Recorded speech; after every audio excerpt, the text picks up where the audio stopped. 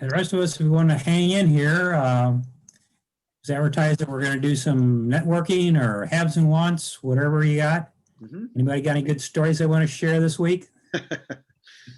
Well, I got to go, Lloyd, but I have a question is, have we thought about pulling all of the members of the club and ask how many people actually have tenants that are a problem or not being able to pay? Because I'm not running into too many people that say they're having that kind of problem. No, I'm not. There you go. That's two of us. We have a trend going. It's been pretty good up to now. I got one that's maybe having some issues right now, but right at the very start, I even actually had one tenant that started paying 2 months rent at a time, just to make sure she had a place for her family. And she's still keeping up. She quit paying 2 months at a time though. She did that for 4 months, but I had a tenant that called and they said, Mark, we're not going to be able to pay the rent. Would you rather have an empty house or have me living here and not paying the rent? My business, the company I work for, is basically out of business and I'm getting 2 or 3 hours a day in, and that's not enough to cover me. So I said, if you want to leave, I think that's wonderful. Just leave the place cleaned. And he did. He left it spotless. And he moved out, and that was last month. And I just got it rented. We're going to sign the lease today, starting December 1. So I've lost 2 months rent. I used the security deposit for 1 month. So I lost 1 month's rent. That's not so terrible when you consider. Yeah, that's good, Mark. yeah, all things considered, that's good. You got a good tenant there, and I'm sure it sounds like you screen your tenants pretty well when you got a good one like that knows your situation and is willing to clean the place up and move on. I'd rather have a empty unit than rent it to the wrong person. Yes. That's right. Me too. I've got, this is Harry, I've got 3 tenants that are having some issues, but it's things I can live within. I have 2 tenants that were laid off, but when they were getting the money from the federal government, like the other gentleman said, they paid ahead because they had no idea what the future was. And they knew what was having a roof over their head was what's most important. Then I have a nurse that's in the West End that's laid off, but I'm not worried about her because once everything picks back up, she'll pay. But most of my tenants are long-term, they're 10 years. I do have one eviction that I'm trying to deal with Kathy and them that they're helping me with. But overall, I'm holding up some. But one thing people might want to consider is for the squatter potential problem with their units, ADT has a promotion now for $20 a month. You can get an alarm system put in your house or apartment building for the first year, then it increases to $27 a month. And that's a way to get the police to engage themselves if a squatter moves in. And I'm gonna do that with 3 units that I have, because if somebody moves in, then I'm back in the same predicament that I'm in with this one tenant, that the police aren't gonna do anything. They're gonna tell you to take it to court. Because they know, they can say whatever they want to and it's your word against theirs. Where if there's an alarm system in place, that changes the scenario. They'll probably just leave altogether because of the alarm going off. But if they don't and the police arrive, that gives you more leverage to require the police to engage and remove the people from your property. So that's something people might want to consider. That $19.99 promotion for the first year, I can call back and give them the code that I have on my mailer, but that's something I'm gonna do because it's a lot cheaper to pay $240 a year than to have to deal with the problem of not being able to get anybody out and then possibly either stealing the stuff out of your apartment or having to deal with the legal problem of free rent. Yeah, sounds like a good idea if you have that issue or potentially. Yeah, and we all have that exposure if you got an empty unit right now. So you got a squatter, and if the utilities are on, they're going to tell the police that, well, my rent includes the utilities. So then you got a problem where you can't shut the gas off, you can't shut the electric off. And here you're going into the winter with having to pay your taxes now, and now looking at maybe $300 a month or more for a gas bill because they don't have to pay. They don't care if it's 78 in there or not. Why And do you, then- why do you have to pay the gas bill? Well, if you got the utilities on now in the building while you're doing your fix up, or if you got the utilities on because of your plumbing, that's why you would have the utilities on. You know, for heating, because who knows when you're going to get the next good tenant. And like you said, you don't want to just stick anybody in there. Right. Now, granted, you could try shutting your water off, but if there's any water in those pipes and if they freeze up, now you got a big problem on your hand, especially if it occurs inside of a wall. Mhm. Not if you're that copper turned to PEX somehow all by itself. No, I know that, but like I say, you never know when you might get someone that's a good tenant to show them the property, so. That's what Yeah. I'm doing, you know, $20 a month is nothing, you know, when you spread it across your properties, it's just another deduction. Yeah, And I then you always can try to keep, charge more on and you can charge more on that property when the people move in because it has an alarm on there. Then you just have them sign off that they're responsible for any Yeah. false alarms with the city. So it's a pass through to the tenant. yeah, sounds like a good strategy. Yeah, I always keep the utilities on in my vacancies because it's always hard to show. It's easier to show. A house is more appealing when in the winter time when you're showing it. Yeah, It was nice and warm inside and the furnace is working and yeah. water's running. So, And anybody have any? actually, I was gonna Chance, say what? also too, with that promotion, if you offer it to your other units, you might be surprised that with crime and the way things are happening right now, your tenants are happier to make more, to pay the additional costs. So it can actually be a small profit center for you to cover the costs on those extra units. Yeah, yeah, could be. Service, that's, we provide a service, so if you're adding another service to what you're providing, it adds value, Yeah, always does. yeah. So anybody have any haves or wants here? Any properties you're trying to sell or looking to buy in a certain area? I mean, we got some, I've got a property going up for auction. In fact, I see Norm's on here, and I'd like to bring him into our group at some point, maybe in the next couple of months, to talk about how he does auctions. A very unique way he does this, and I don't know if you want to talk about it at all, Norm, right now. Oh, sure, absolutely. I'm always willing to talk about auctions. That's a fun thing. Okay.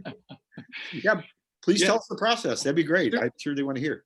So, John, as a matter of fact, I'm putting your listing in as we speak. So you'll be live tomorrow, and the auction starts. And guys, what we do is we have an auction website that we have set up, and anything that you have to market and you want to push it through the auction process, we set it up. We take photos, we do the marketing, we walk you through the whole thing, and it's all done with a buyer's premium. So you guys are not out anything. We set it up so that the buyer is paying all of the fees. So it's a no lose proposition actually for everybody. And you guys are not locked into any particular number. We'll sit down with you and come up with a number that we want to start our starting bid at. And then you have complete control over that. You have the ability to accept, reject, or have me go back in and renegotiate anything for you. So it's a sweet process, and it's a win-win situation all the way across the board. I win when we sell it because I get to make money.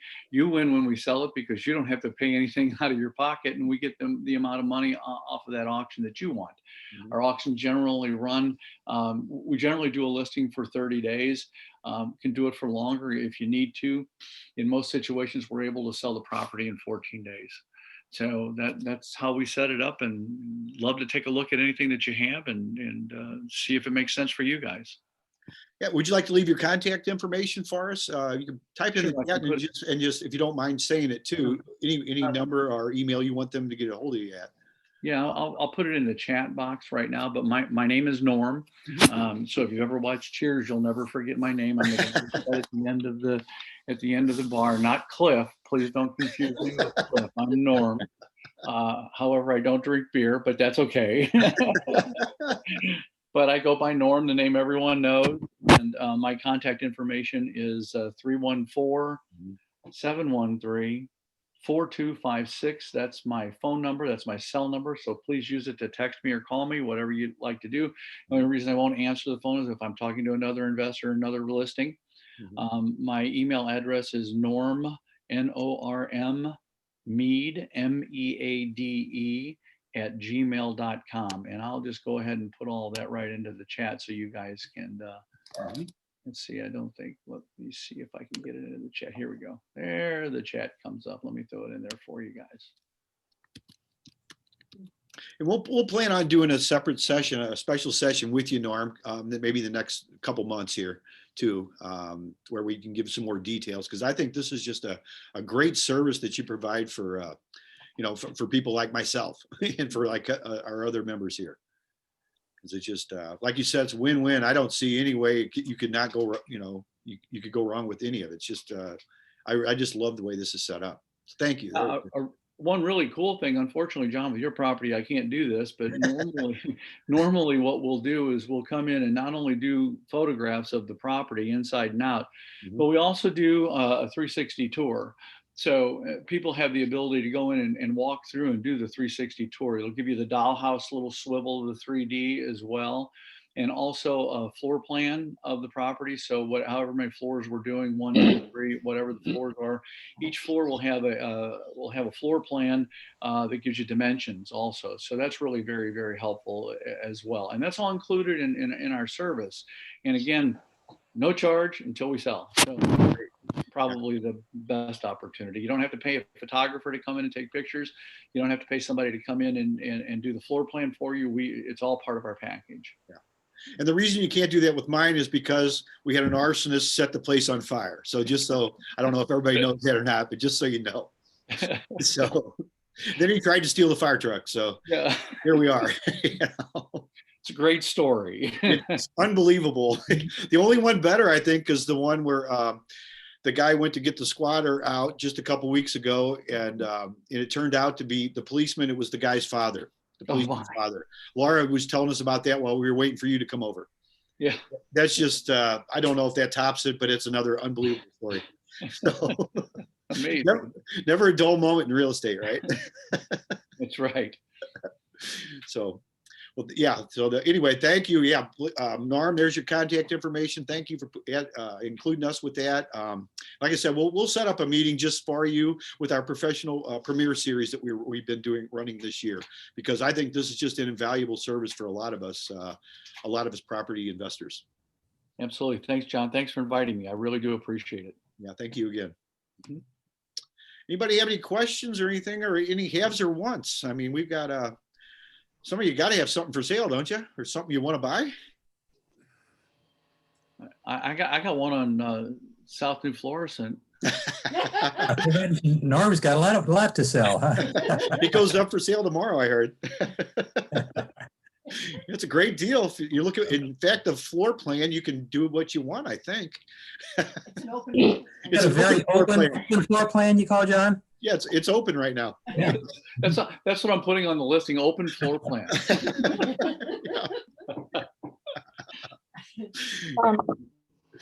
Hello, can you hear me? Yeah, we can hear you.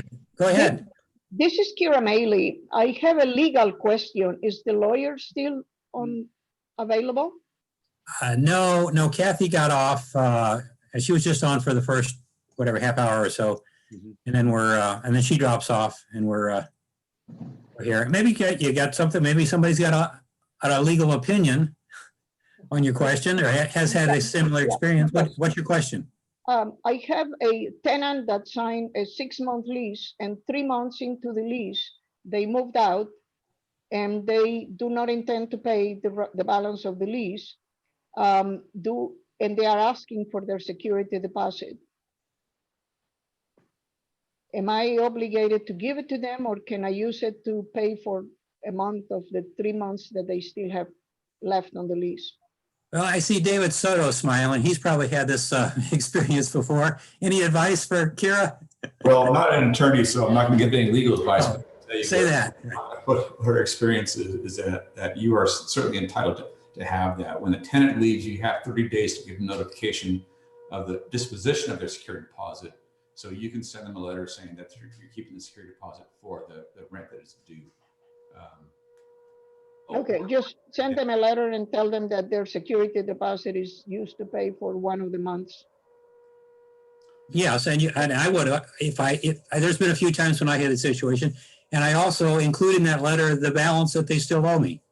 So I'm assuming that's a good idea, so I could go back at some point in the future and try to get a judgment on it. Okay, thank you. Or damage, and plus damages if there's any damages. Kara, when you send that letter, send it with delivery confirmation so you got proof that the letter was sent. Because if they try to go a different route, they'll swear that you never sent it and they never received it. That way Thank you you. got proof that it was actually delivered. Thank you. Do you have a forwarding address? I'm sorry? Do you have a forwarding address?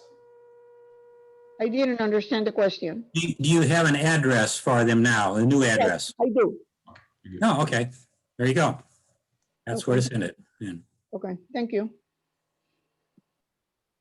Okay, anybody else have anything? Any good experiences? Maybe I'll just jump in here and introduce myself. I kind of just found this on the meetup.com. I'm local St. Louis and thought I'd click in and join. So my name's Scott Winkleman, and I know Mr. Koritz, but I don't recognize anybody else. So nice to meet y'all. And I'm kind of a newer investor in terms of kind of taking this in terms of a business mindset, and I've just been in the deep education phase of real estate investing. So I'm excited to kind of join networks and meet people. I'll just throw one thing out there. I'm purchasing a duplex in South City right now, and it's Section 8 property, and one tenant has not been paying during most of the COVID time. So I'm curious how, maybe if anyone has suggestions on how I might handle a transition into taking over the property and the management, and transitioning in a favorable way with the tenant who's, I don't know exactly the reason why they're not paying, but any good suggestions for me as I take over? One thing with Section 8, there's a training program you have to go through to be accepted into that program. And then with you purchasing the building, there's a good possibility you're gonna have to go through a new inspection process to make sure that that building is up to Section 8 standards and requirements. So if you haven't closed yet, that's something you might want to take in consideration, because Section 8 requires inspections to be done annually, and all the work has to be permitted and done by licensed individuals. So if the previous homeowner did any work to try to get that ready for closing or inspections, you could have an inspector may come in and say, oh, there's new piping, the water heater's been replaced. I don't know if this is in, you said South St. Louis, so that's in the city of St. Louis, I'm assuming. So they would be looking on those water heaters for permits as an example. And if they don't see that sticker, that could cause you to get kicked out of Section 8 because you didn't have a licensed person perform the work. Another thing with Section 8, because their income has changed and they're not receiving the amount of money that they were beforehand because they were approved based on that job they might have had, they could be reclassified at a higher amount from the government. So you may want to find out if they lost their job. If they lost their job, they're not working now. So it may be a situation where they may be required to pay $1 and the federal government pays 99.9% of the rent amount to you. And your problem might be solved right there with Section 8. I had a building that was Section 8 and I stopped it, but there was a lady in it that her rent was $1 a month and the government paid 99, they paid the whole amount short of $1. So those are some things you might want to check into. I appreciate that. There you go, Scott. Everybody's got a lot of experience in this group, so you're in a good place if you're getting started in real estate, because that's what we're all about. We're the only not-for-profit REIA in the St. Louis area, and also the longest running one. We've been in operation since 1977. So you see a lot of gray hairs here on people that have their video turned on, and the ones that don't probably have even more gray hair. So Well, nice Anyway. meeting you all. yeah, nice to have you with us. So you're in a good place. Mhm. We all were in your place at one time. It's been a few years back, but I've gotten so much out of this group. That's why I'm still here. Mhm. Yeah. Agreed. Mhm. Okay. Anybody else have anything they want to share today? I Not could- John. You want to talk about the program coming up next Tuesday? Yeah, absolutely. We have a good program on Tuesday. Our main meeting is going to start an hour earlier this week, or this month. It will be 6 o'clock with Fred Miller. He's a public speaker, but he's also he does a lot of Zoom meetings these days, and he's going to teach us. We had him a few years ago, and he's really good. He's written a few books, but he's really good at showing us how to get our elevator speech out. We all have communication issues. I know I do myself, and I've learned a lot from him. So he's going to be here. Then we also at around 7 o'clock, we're going to have a panel of a few of our members who's going to mention their experience, and we have some things we're going to ask them, and of course we'll have some questions and answers, session where you can ask them some questions. I also want to mention, though, if you haven't got it yet, if you are a member, to go to the website and download your resource book, our brand new one that came out. If you want a paper copy, you can go to Amazon and get that. But if it's also available on Kindle. I like paper myself, but for the members, if you are a member of the St. Louis Real Estate Investors Association, this is something we put out every year. I put a lot of time into this. It's got a lot of good resources, a lot of definitions and a lot of things that you can use. But as a member, you're entitled to this. Of course, we have many other benefits too. We have a lot of free things for you. I don't like to use the word free because it's just no cost to you, because nothing's free within this. A lot of this stuff took me decades and tens of thousands of dollars to learn myself, but we're able to transfer this and give this to you because you are a valued member. So just be sure you get that. If you have any questions, you can just send an email or a question over right to admin, and we'll be sure to answer that. So any questions you have on it too. Yeah, and that is the 17th, next Tuesday. All right, it's our traditional meeting. We meet on the third Tuesday of every month except December. And we're trying to stick with at least that meeting, and then these legal updates as long as Kathy will do it. And John's been throwing in, if he gets another good person to interview like Norm, we'll bring on he brings on some additional meetings during the year. But we always meet on the third Tuesday, and we're keeping that going on Zoom right now while we're locked out of our facility, because we normally meet in the St. Louis Association of Realtors classroom. It'd be a wonderful facility, but they're not doing any training or allowing it to be rented by anybody right now. So we're stuck on the Zoom platform, and it turned out pretty good, don't you think, John? So far, everything's worked really good. We have had, like you said, thrown in a couple other meetings, but that just worked out good when people can come on. And what's nice too is we do have the recordings in the member section. So for those of us that are a member, you can go back and watch these replays anytime you want. Of course, we have them live we've been opening them up for anybody, just like our regular meetings, but the replays are available. So anything you want to see, even like these updates from Kathy Davis, it'll be, as soon as I can get the rendition done with the recording, it'll be available in our member section. So feel free to check back anytime. Always, you're better off live though. I mean, that's just the way things are. But we are really thrilled to have the way this is set up right now with Zoom, because we have good access to all our members right now in our replays. So Okay. Thank you, John. Thank you for doing this. We always thank John. We're using his Zoom account for all of our meetings right now, since he's a valued asset here. He's our program director. So nobody has anything else? I'm going to be signing off. My grandson's probably getting ready to wake up here shortly, so from his nap. So we'll see y'all there. It's good to see Kara on there. I know Kara Maley was having problems getting on. I've been trying to coach her on her how to get on to Zoom, so it looks like I was successful, or somebody else helped her maybe Yes, today. thank you. Yeah, great. And I hope to see you next Tuesday too. yes. Thank you. Okay, Well, I'm signing off. Okay. Anybody else wants to hang on? Okay. Well, Thanks take all. care. Have a great weekend. Yep. We'll see you Take soon. care. Alrighty.